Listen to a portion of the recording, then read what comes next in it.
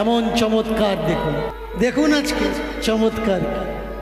অনেকে বলে ভগবানকে ডাকতে গেলে চৈতন্য রাখা লাগবে, ভগবানকে ডাকতে গেলে চৈতন্য অনেকে নেয়, কিন্তু আমি কারোর উপহাস্য করছি না। আমি যে কীর্তনগুলো করি ইন্ডিয়ান প্যানেল কোর্টের ধারা অনুপাতে, কনস্টিটিউটের নিয়ম অনুসারে আমি কীর্তন করি। অন্ধকার কুসংস্কার দূরীকরণ করার জন্যে, মানুষের ভিতর থেকে মানুষের জ্ঞান চেতনা জাগানোর জন্যে, সত্যের নির্দেশিকা দেওয়ার জন্যে, তুলে ধরার জন্যে আমি কীর্তন করি। আমি কারোর ভাবাবেগে আঘাত লাগার জন্যে, কোনো জাত পাত বর্ণকে নীচ করার জন্যে আমি কীর্তন করি না। যারা চৈতন্য নিয়ে ঘুরছে, অনেকে বলে যে আমায় বাবা চৈতন্য নিতে হবে কি? শুনে নাও একটু মন দিয়ে, এই চৈতন্যটা আমাদের ভারতের প্রথা না। এই যে মাথায় চৈতন্য, এটা পড়া লাগবে, পড়ে নেবেন। ইবন বুতা, হিস্ট্রি স্টুডেন্ট যারা যদি এখানে বসে থাকেন, ইবন বুতা পড়বেন। এই ইবন বুতা আমাদের ভারতবর্ষে যখন এসেছিলেন 10वीं 11वीं শতাব্দীর, এনার জন্মচক্র আমাদের ভারতবর্ষে যখন ইনি আসেন, আমাদের ভারত সম্বন্ধে লেখা তিনি লেখেন। আমাদের ভারতের যে ইতিহাস আমরা যে স্কুল কলেজে পড়ি, এটা তৈরি করা ইতিহাস, বানাবাটি ইতিহাস। এই ইতিহাসটা সত্য নয়, এর অনেকটাই কাল্পনিক ধারণার উপরে। সত্য কোন ইতিহাস? যারা নিজেরা দেখেছে, দেখার পরে লিখেছে, সেই ইতিহাসই সত্য ইতিহাস। এই চৈতন্য, সাধু হলে যে চৈতন্য রাখে, ভালো করে শুনে নিন, এই চৈতন্য ভারতবর্ষের সংস্কার না। এখন দেখবেন, একটা সময় ছিল বচ্চনের কাল, বচ্চনের কালে ছেলেরা এইদিকে চুল ছোট রাখতো, এইদিকে বড় থাকতো, তাই না? যাবেন বৃন্দাবনে, গিয়ে দেখবেন এখান থেকে এই পর্যন্ত পুরোটাই বড়। যাদের পিছনে বড় চুল থাকে তাদেরকে কি বলে? কি বলে? বলে মস্তান বলে, হিপি বলে, হিপি। দিন যাচ্ছে, বচ্চনের সময়কালে কি ছিল? এদিকে সরু ছিল, এদিকে। আমি এবছর দেখছিলাম মেয়েদের একটা প্যান্ট উঠেছে, ওই রকম আক্কেলের প্যান্ট। আপনাদের এদিকে উঠেছে কিনা জানি না, আমাদের ওই সাইডে উঠেছে, বড় বড় পা। আরে প্যান্ট পরবি তো অত বড় করে পার কি দরকার? এটাই তো বুঝি না। বলে এটা মার্কেট চলছে, যেটা চলছে ওরা সেটাই চালাবে। আমরা কি সময় যেমন যায় আমরা সেই রকম চলি। বচ্চনের কাটিং চলে গেল, আস্তে আস্তে কি এলো? পেছন দিকে ছোট, সামনের দিকে বড়। বর্তমানে সমাজের ইয়ং যুবপিঢ়ি জেনারেশন, এরা কোন আক্কেল স্টাইলে চুল কাটছে? আক্কেল নয় কিন্তু, স্টাইলে।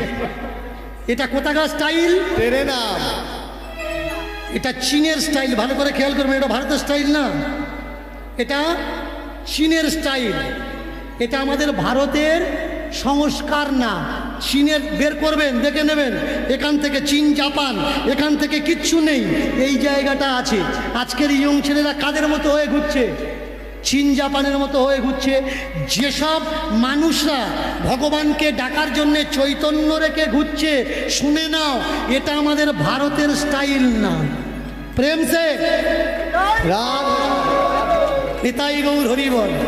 বলবো কি, চৈতন্য আমাদের ভারতে কিভাবে এসছে ভালো করে শুনে নিন, ইতিহাস জানা লাগবে এর জন্য।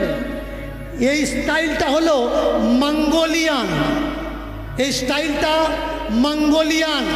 যদি বিশ্বাস না হয় গুগল সার্চ করে দেখবেন যে মঙ্গোলিয়ানরা আমাদের ভারতবর্ষে যখন আসে তাদের মাথায় চুটি ছিল, বর্তমানে যাকে চৈতন্য বলা হয়। এই চটি কারা রাখলো? বিদেশিরা। ভালো করে শুনবেন, এই চটি কারা রাখলো? চটি রাখলো বিদেশিরা। আমার ভারতবর্ষের সাধু মহাত্মা যোগী সন্ত মুনি ঋষি, এদের স্টাইল কি ছিল? বড় বড় দাড়ি ছিল আর বড় বড় চুল মাথায় গুটিয়ে এইভাবে বাঁধা থাকতো, দুটো স্টাইল, একটা হচ্ছে ক্লিন শেভ আর আরেকটা হচ্ছে জটা জুটো, এই দুটো স্টাইল। এই যে ভারতবর্ষ ভারতবর্ষ বলছি, আমাদের দেশের নাম কিন্তু ভারতবর্ষ নয়। আমরা যে ইন্ডিয়া ইন্ডিয়া বলছি, আমাদের দেশের নাম কিন্তু ইন্ডিয়া নয়। আমাদের দেশের আদিকালের নাম কি? আদিকালের নাম হলো জম্মু দ্বীপ, ভারত নয় কিন্তু। এই দেশের নাম জম্মু দ্বীপ। পেঁয়াজ আর রসুন খেলে হবে না। কারা বলল? যারা বিদেশ থেকে আমাদের ভারতে আসলো।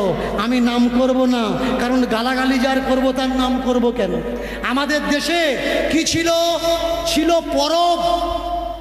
1905 সালের পর থেকে পরবের পরে পূজা জুড়ে দেওয়া হলো। ভালো করে খেয়াল করবেন, আমাদের দেশের মূল অনুষ্ঠান কি ছিল? পরব ছিল, পরব। যেমন পিঠে পায়েস, যেমন নদী পূজা, যেমন গাছ পূজা, যেমন পাহাড় পূজা, এগুলো কি? এগুলো বলা হতো পরব। এই পরবে কখনো ব্রাহ্মণ লাগতো না। ব্রাহ্মণ লাগে কিসে? পূজাতে। এই পূজা কবে থেকে বেশি করে শুরু হলো? 1905 সাল থেকে একেবারে দলিল তৈরি করে আর্য সমাজীরা চাপ দিল।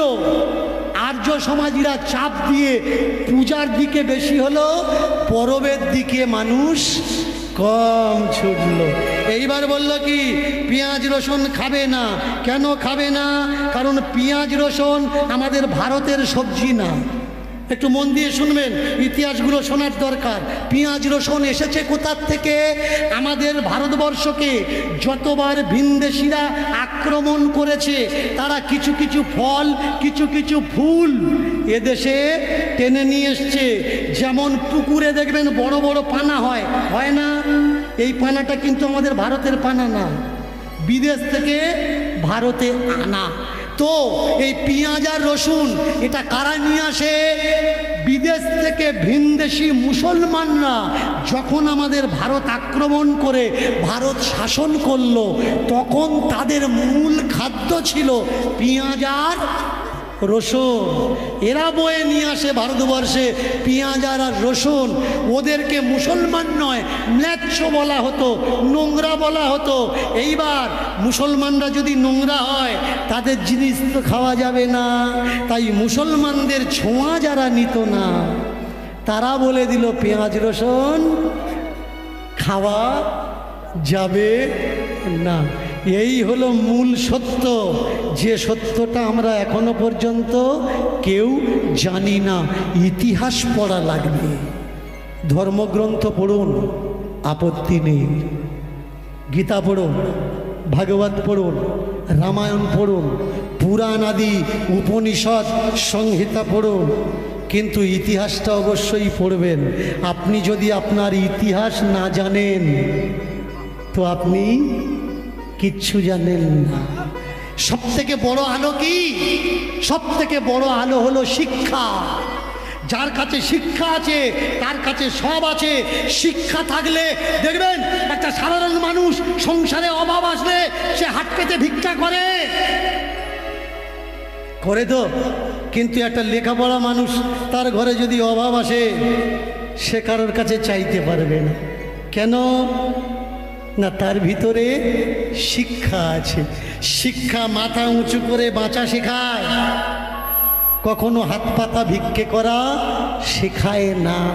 আর যার কাছে শিক্ষা নেই, তারা ভিক্ষে করে, কিন্তু তাদের মাথা কখনো নিচু হয় না। প্রেম সে বলুন নিতাই গৌর হরি হরি বল, হরি হরি বল, হরি হরি বল।